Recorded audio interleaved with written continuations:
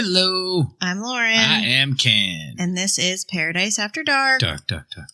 Paradise After Dark is an independent podcast covering true crime, Unsolved mysteries, missing people, and urban legends. If you'd like to support the show and get a bunch of extra Paradise After Dark content, please consider signing up for our Patreon at patreon.com/Palmahawk Media. That's PALMAHAWK Media. And be sure to check out our website, paradiseafterdark.com. Yes, on the website you'll find links to all of our episodes, even the archived episodes, our mailing list, merch store, links to our social medias, and of course our Patreon. We also have a virtual tip jar there where if you like what you hear and you just want to leave us a tip, we can give you a shout out on the show. And again, we will be at CrimeCon in Las Vegas. Ooh, Vegas, baby. If you haven't gotten your ticket yet, please use code PARADISE for 10% off. And remember, what happens in Vegas stays in Vegas. Unless it's a crime, and then it's going to be on a podcast. So, Ken, I have to admit, we walked out here to record in our little recording studio that you built, because you're awesome. And I was like, well, Ken, you know that I've been trying to give my liver a break. Mm-hmm. I'm trying to prep for CrimeCon. So I've really cut back on drinking, but then I'm thinking, I don't know if I can get through this episode without a beer or two. Because it's consider this a disclaimer that this case is extremely disturbing. This man is extremely disturbing. And just if you're queasy or you can't handle, There's parts of this where we're going to describe, in his words, things that he has done. And this will include some malicious things to minors, men, women. He did some nasty things. And animals. To a lot of nasty people. And like Lauren said, and animals as well. He was not a very passionate guy. He did not care at all about anything. No. Just his self and his sadistic mental sexual pleasures. So, like Lauren said, definitely consider this a disclaimer. So we are covering the case of Peter Kürten. One thing I want to say about this guy is every time you hear his name, picture the face of Hitler.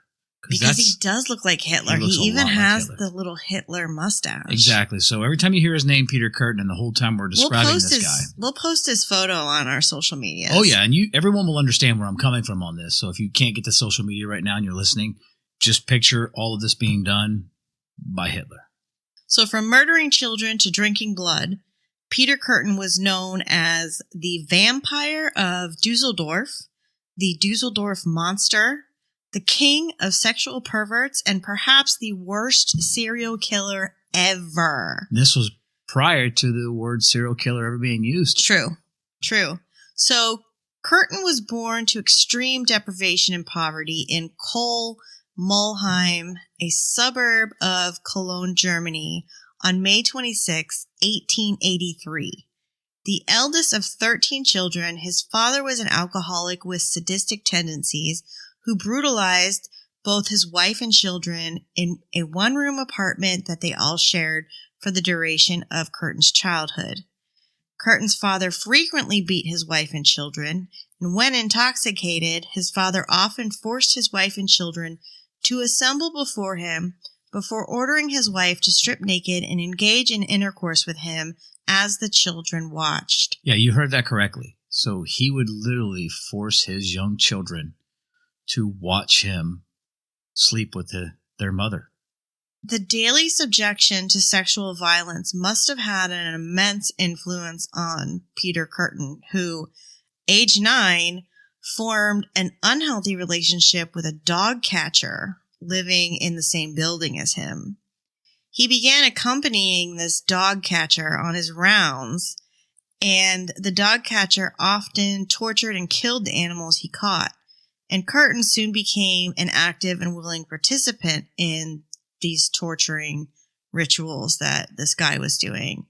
So the dog catcher also introduced him to the practice of bestiality, carried out initially on dogs. Key word there, initially.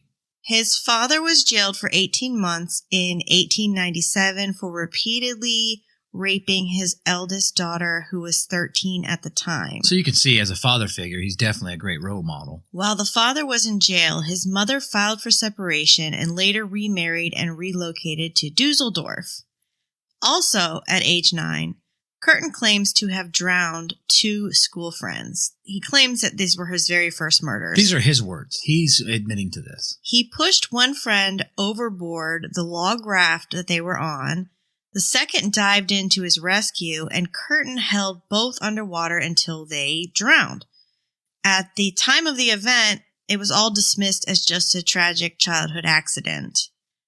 At the age of 13, Kürten formed a relationship with a girl his age who, although happy to allow Kürten to undress and fondle her, would resist any attempts he made to engage in intercourse. To relieve his sexual urges, Kürten resorted to acts of bestiality with the sheep, pigs, and goats in local stables, with the teenager discovering particular pleasure when the animal was stabbed during intercourse. He was forced to end this behavior when a farmer noticed him stabbing a pig. How do you live that down? By 1899, at the age of 16, Kürten had progressed to petty crime. Over the next few years, he stole all the money in his household and ran away. He ran away from home to begin a relationship with a prostitute 2 years his senior. He would then spend a month in jail for petty theft and would be released from prison in August 1899, after which he reverted right back to the life of petty crime he had lived before his arrest. Kürten claims to have committed another murder in November of 1899. He claimed to have picked up an 18-year-old girl on the street and persuaded her to accompany him to Hofgard. Now there, he claims to have engaged in sex with the girl before strangling her unconscious with his bare hands and then leaving the scene, believing that he had left her for dead, although there are no records of such a crime in Hofgarten.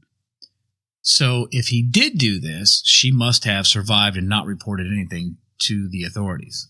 Nonetheless, Kürten later stated that via his committing this act, he had proven to himself that the greatest heights of sexual ecstasy could only be achieved in this manner. Keyword there, only. Now, shortly thereafter, in 1900, Kürten was arrested for fraud. Now, Kürten was sentenced to 4 years imprisonment in October of 1900. There he served his sentence in Derendorf, which is a borough of Dusseldorf. In 1904, Kürten was drafted into the German army, though he soon deserted. He began committing acts of arson, watching from a distance as emergency teams arrived on the scene.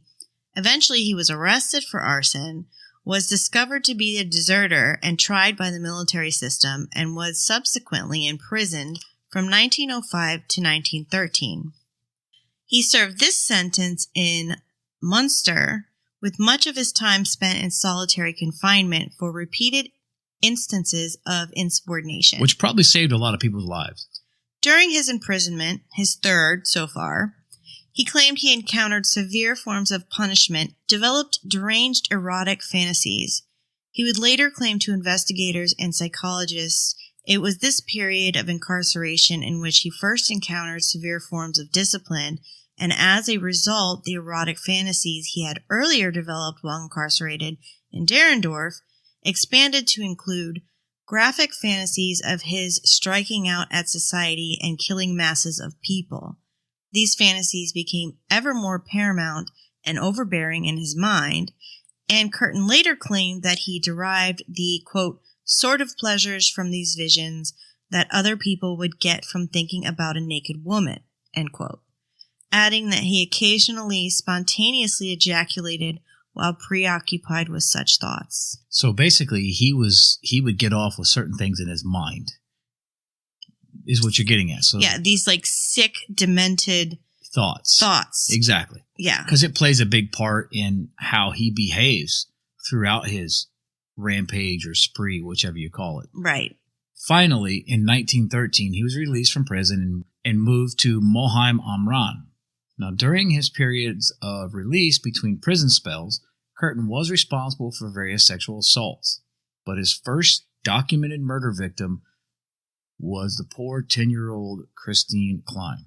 Now, Klein was sexually assaulted and stabbed in her home in Cologne on May 25th of 1913. This while her parents worked in the pub below her bedroom. So they owned this pub that was basically... And they lived above it. Correct. It was one of those businesses where... Right. So all of this transpired while they were physically there on the site. Now, the following day, Kürten specifically returned to Cologne to drink in a tavern located directly across the street from where he had murdered Christine Klein, in order that he could listen to the locals' reactions to the child's murder. Now, he later recollected to investigators that he derived an extreme sense of gratification from the general disgust, repulsion, and outrage that he had heard in the patrons' conversations, especially when the sexual assault came to light. Christine's uncle, this poor guy, he'd had an argument with her father, and that was on the same exact night, and immediately came under suspicion for murder. So basically what transpired is her uncle had gotten into a severe argument with the father down at the pub the same exact night, and at the time he said that he was going to do something that the father would remember all of his life. And basically that is where detectives went to first. So the investigators went right to him, figuring that he's the one that did this, and this is what he was basically fulfilling his threat. Well, fortunately, the uncle, being innocent, was cleared of the murder. This was given to the lack of evidence, but Kürten followed the uncle's trial with interest, whetting his sadistic appetite for suffering in others. Moreover, in the weeks following Klein's funeral, Kürten occasionally traveled to visit the child's grave, adding that when he handled the soil covering the grave, he spontaneously ejaculated. That is why we had a disclaimer. Bastard. Now, 2 months later, Kürten broke into a home in Dusseldorf, and discovering a 17-year-old girl named Gertrude Franken asleep in her bed, Kürten manually strangled the girl, ejaculating at the sight of blood spurting from her mouth before leaving the crime scene. Now, Kürten managed to escape undetected from the scene of this attempted murder and the earlier murder of Klein. So not long after attacking Gertrude Franken, he was fortunately arrested again for arson and burglary. He spent 8 years in a military prison in Brig, Germany, before being released in April of 1921. This was his longest sentence to date, and his rage at this injustice intensified. Upon release from his 4th period of incarceration, Kürten initially lived with his sister, who introduced him to a woman named Auguste Scharf, a shop owner and former prostitute. The two were soon engaged. It was also a perfect match, as Auguste had previously been accused of fatally shooting her former fiancé, whom Kürten had previously posed as to evade arrest. 2 years later, Kürten and Scharf married, and although the couple regularly engaged in sex, Kürten later admitted he could only consummate his marriage by fantasizing about committing violence. In 1925, he returned to Dusseldorf, where he soon began affairs with a servant girl named Titi and a housemaid named Metsch. Both women were frequently subjected to partial strangulation when they submitted to intercourse. Upon realizing that her husband had been sleeping with the two of their maids, Auguste encouraged Metsch to press charges, claiming Kürten had forced her into having sex. The charge held up in court, and Kürten was sentenced to his 5th prison sentence, this time for 6 months. Can't say we didn't warn you guys. And on that note, let's take a quick break.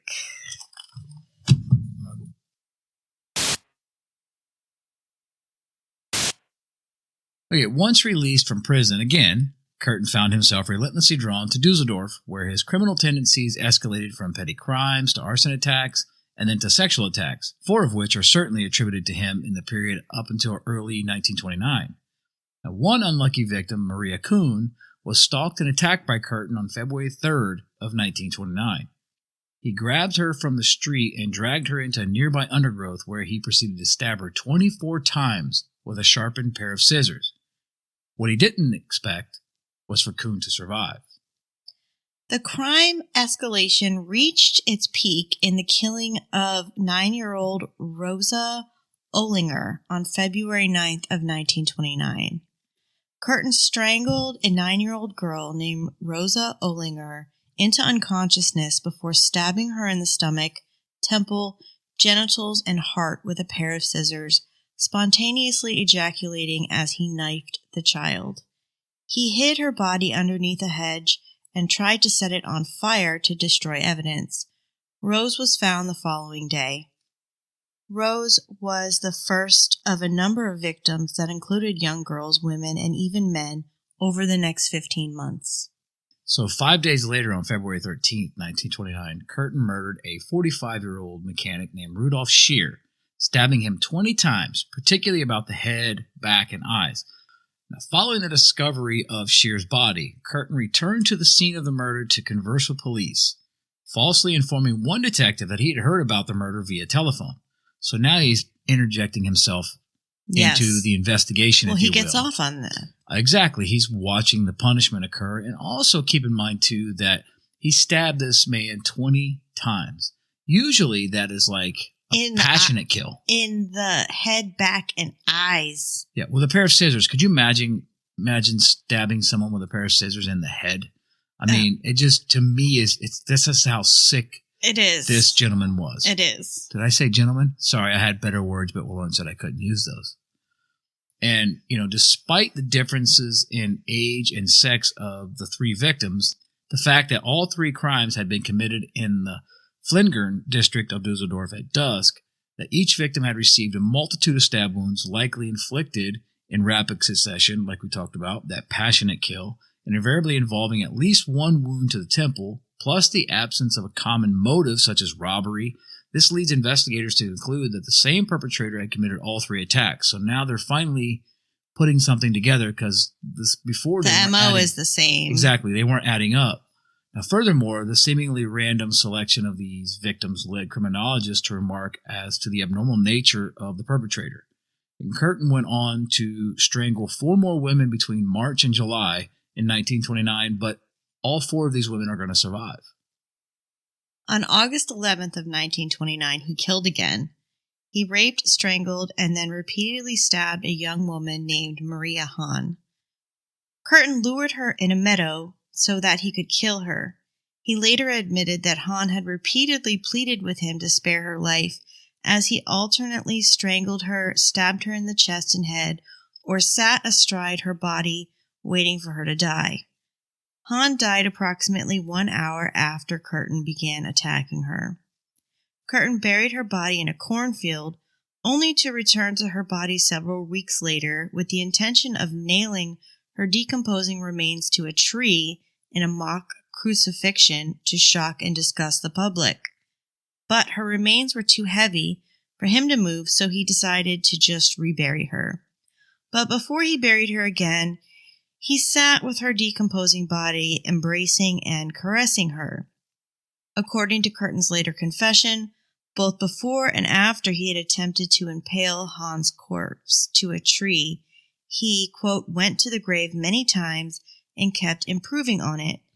And every time I thought of what was lying there, I was filled with satisfaction, end quote. 3 months after this murder, he sent a letter to police with a map to where Maria Hahn's body could be found. If following the Hahn murder, Kürten changed his choice of weapon from the scissors to a knife in an apparent effort to convince police more than one perpetrator was responsible for the unfolding crime spree. Because remember, they're starting to connect these things, so he has to switch it up a little bit. And 10 days after he murdered Maria Hahn, Kürten randomly stabbed an 18-year-old girl, a 30-year-old man, and a 37-year-old woman in separate attacks. Now, all 3 were seriously wounded, and all stated to police that their assailant had not spoken a word to them before he had attacked them. He doesn't like to talk until after the crime's committed. Apparently. Yeah, he gets off on all of the actions afterwards, including, I think, telling these stories to reporters, psychologists. I think he really got off on a lot of that. Now, 3 days later, at a fairground, he met 2 foster sisters, 5-year-old Gertrude Hamacher and her 14-year-old Louise Linzen. Now, he asked Louise, the older one, to run to the store and purchase him a pack of cigarettes. Now, while she was gone, he murdered 5-year-old Gertrude by strangling and stabbing her. and when Louise came back, he murdered her as well. He also bit and twice cut her throat before sucking blood from the wounds. Neither girl in this case had been sexually assaulted, but he had drank blood from their wounds. We don't know if this is the first time he drank blood, but this is the first time he admitted that he had bit and cut the throat of one of his victims and drank the blood. That's why he got the moniker Vampire of Dusseldorf. Mm-hmm. So the next day, Kürten assaulted another woman, Gertrude Schultz, who survived the attack and gave police a description of her attacker as a pleasant-looking male around 40 years old. The German press covered the attacks extensively, and when they discovered that investigators believed that the attacker might be drinking the blood of his victims, he was immortalized in print as the Vampire of Dusseldorf. Mm-hmm. Kürten attempted to murder two further victims, one by strangulation, another by stabbing, in September, before again changing up his weapon of choice to a hammer. On the evening of September 30th, 1929, that's where we're at right now, Kürten encountered a 31-year-old servant girl named Ida Reuter at Dusseldorf Station. He persuaded her to accompany him to a cafe and then for a walk. When they came upon a desolate area, he repeatedly struck her about the head with the hammer, both before and after sexually assaulting her. 11 days later, on October 11th, he encountered a 22-year-old servant girl named Elizabeth Dorier outside a theater. As had been the case with Reuter, Dorier agreed to accompany Kürten for a drink at a cafe before the pair took a train to Grafenberg to walk alongside the Klein-Dussel River. Once there, he struck once across her right temple with the hammer, then sexually assaulted her. Kürten struck her repeatedly about the head and both temples with the hammer, and then left her for dead. The attacks became more frequent and were widely publicized, throwing the population of Dusseldorf into a panic as the victim count skyrocketed. On October 25th, Kürten attacked two women with a hammer. Both survived, although in the second instance, this was only because Kürten's hammer broke in the attack. On November 7th, 1929, Kürten encountered a 5-year-old girl named Gertrude Albermann in the Flinteringen district of Dusseldorf, persuaded the child to accompany him to a section of deserted allotments where he seized her by the throat and strangled her, stabbed her once in the left temple with a pair of scissors as he did so. The child collapsed on the ground without a sound, and Kürten stabbed her 30 more times in the temple and chest before placing her body in a pile of rubber close to a factory wall. One of the things that we have to kind of put in here, I believe, is that keep in mind that just because these people were assaulted and beaten and stabbed and they survived, doesn't mean they really survived the attack. I mean, it's how do you come back from that mentally? Physically, these people were injured to the point where they were never themselves ever again. Just because they didn't die doesn't mean they weren't victims. Because that what he did to them was absolutely horrifying. Exactly. And I think in some of the one particular instance that I read, the person had wished they had died. Yeah, I can see that. You know, because Kürten enjoys this mass hysteria and horror enormously, feeding off the press's attention, even going so far as to contact a newspaper on November 9th, 1929, with a map detailing the position of the body of his latest victim, Gertrude Albermann. Now, he also sent a detailed map showing where the body of Maria Hahn could be found. Yeah, we said that earlier, that 3 months after he killed Maria Hahn, he sent the police a map of where her body was. Yeah, so he's doing this again in another situation. So he sent the map of the 5-year-old Gertrude Albermann. An analysis of the handwriting revealed that the author was the same individual who had anonymously informed police in a letter dated October 14, 1929, that he had killed Maria Hahn and buried her body at the edge of the woods. Now, due to the sheer savagery of the murders, the diverse background of the victims, and the differing methods in which they had been assaulted and or murdered, Both the police and the press theorized the string of assaults and murders were the work of more than one perpetrator. So now they're trying to bring others into it, thinking that there's no way that someone could have gotten away with this by themselves. But each of the 3 letters Kürten had sent to the newspapers and police describing his exploits and threatening further assaults and murders were examined by a graphologist. So they're trying to put all this together, and they confirmed that the same individual had written each letter, thus leading Ernst Gnott, the chief inspector of the Berlin police, to conclude that one man was responsible for all or at least most of the string of assaults and murders in Dusseldorf. Let's take a quick break. And we are back. So, by the end of 1929, Dusseldorf police had received more than 13,000 letters from the public. With assistance from surrounding police forces, each lead was painstakingly pursued. As a result of this collective investigation into the killings, more than 9,000 individuals were interviewed, 2,650 other leads pursued, and a list of 900,000 different names were compiled upon the official potential suspect list. Can we discuss this for just a quick minute? 900,000. That's almost 1 million. I wonder if that's a typo. Because how do you have 1 million names? Well, the problem that I have with this is I read in three different forms of information that number was correct. Really? Yeah. So, I mean, they printed that number unless that was just a typo from the get-go. But just think about, you've got 2,650 other leads that they pursued. Now, keep in mind, this is not internet leads. This is not jump in the car and drive somewhere leads. I mean, if they did, it was, we're talking about old 1929 Model A kind of type vehicles. So it's not going to be Starsky and Hutch jump in the speed machine and drive up to the site and start investigating. That is a lot of effort because now you've got 9,000 different people were interviewed. They went after all these other leads. That's a lot of names. I mean, who keeps track of these names? This is all paper documentation. I know. It seems crazy. So that to give you an idea, that is a lot of effort put into this case by the Dusseldorf police. And the guy that's leading it, he's got to be like, this is going nuts because you know that the public is looking out to him saying, hey, we need help with this. We're scared.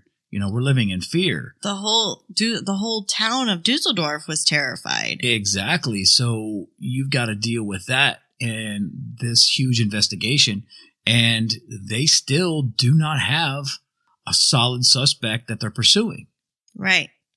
Well, Kürten's attacks continued into that winter and the spring of 1930, but none were fatal, serving only to escalate the horror. Absolutely. I'd be terrified because now you if you're attacked by him and you know it's him, you don't know if you're going to live or die. You just know that whatever is going to be the result, it's going to be brutal.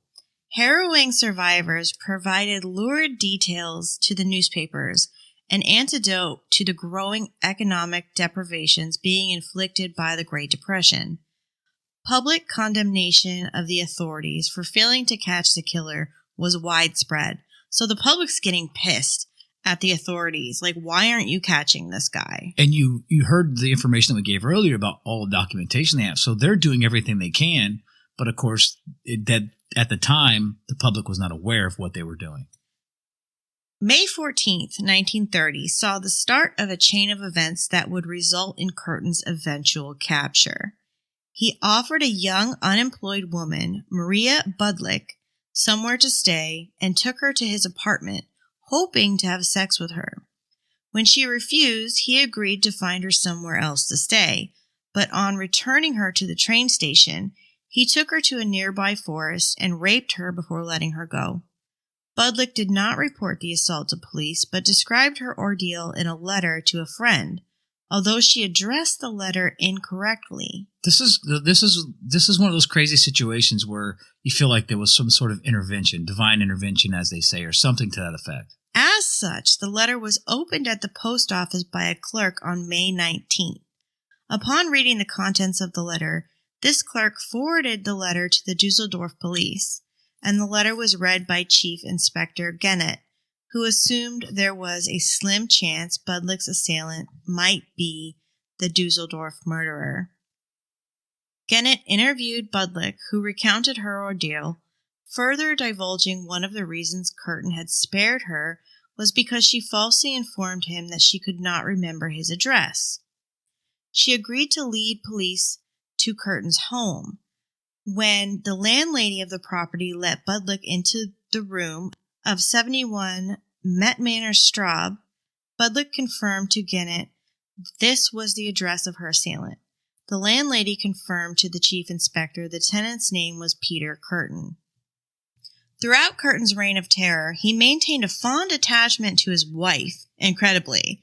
She had managed to stay married to him and apparently remained completely unaware of his crimes. And, recognizing that he would eventually be caught for the rape of Budlick, now that the police knew his identity, he devised a plan to ensure her financial security following his arrest. Yeah, he confessed to her that he was the Dusseldorf vampire detailing all the killings and attacks, and he insisted that she would be paid a large reward for turning him in and turning him over to the authorities. On May 24, 1930, Kürten's wife reluctantly did as her husband advised and took the police to their designated rendezvous site, a local church, where Kürten surrendered quietly. So all of this, and he just goes quietly into that good night, so to speak. Now, Auguste Kürten explained that although she had known her husband had been repeatedly imprisoned in the past, she was unaware of his culpability in any murders. So she knew that this guy was just a douchebag and that he constantly was in trouble, but she didn't realize that he was a killer. I guess he kept that hidden from her, which I find to be odd. I do too. That he was able to control his urges with her.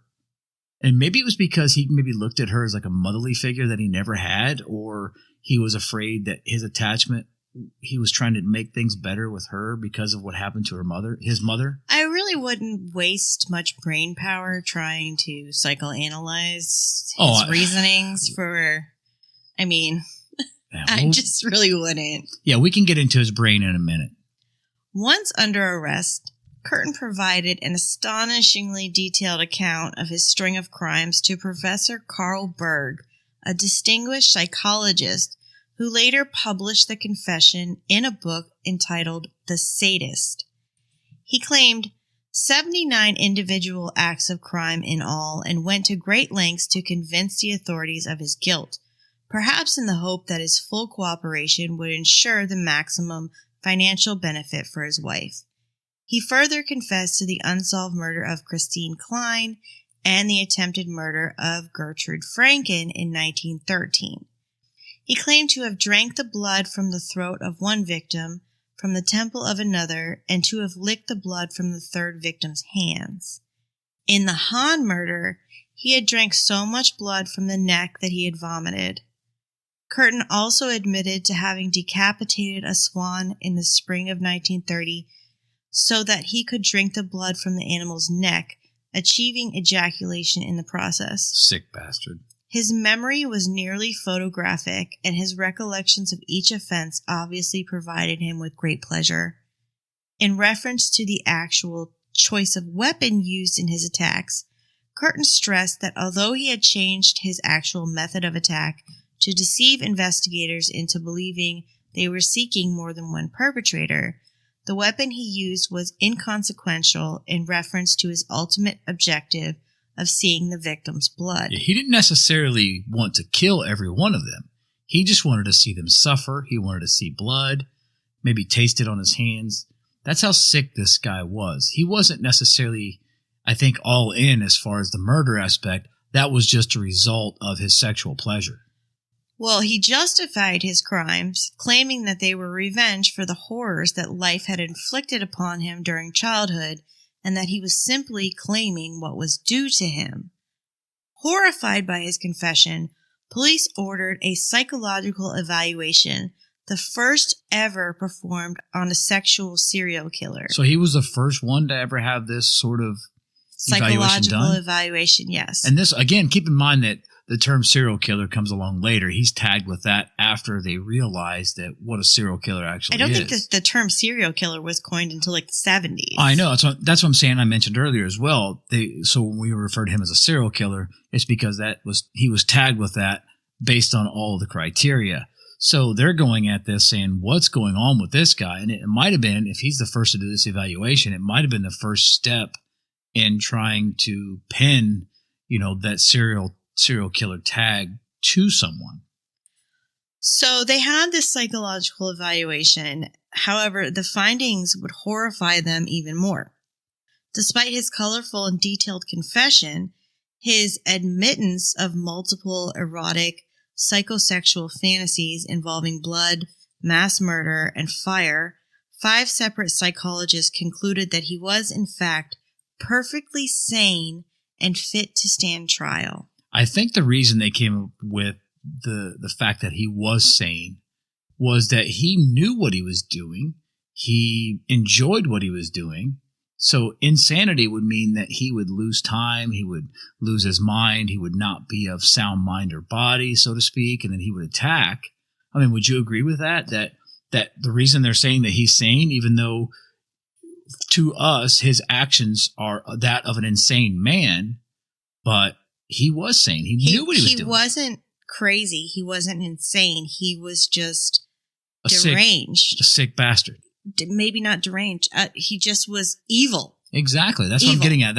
So they're saying, yes, hey, this guy, even though all of these things are so horrible, he can still stand trial because he knew what he was doing and he enjoyed every bit of it. So Peter Kürten's trial commenced on April 13th of 1931 on charges including 9 murders and 7 attempted murders. To outward appearances, a successful businessman in a well-tailored suit, he initially retracted his extensive confession, claiming that he had sought only to ensure his wife's financial security. However, exhaustive questioning by the examining magistrate and damning litany of evidence over the subsequent 2 months caused him to eventually admit guilt while under interrogation. The trial lasted only 10 days, and the jury took only 90 minutes to return a verdict of guilty on all counts, and Kürten received 9 death sentences. He was, however, because of these 9 death sentences, executed by guillotine on July 2nd of 1931 in Cologne, Germany. That's a little different than today's modern world, because we're talking April 13 his trial starts, and he's convicted, and on July 2nd, he's murdered. It's pretty swift. We're not going to go through the appeals process. We're not going to deal with all that. We're not going to feed you. As soon as we can get this guillotine cleaned and ready to go and working, we're going to stick you in it.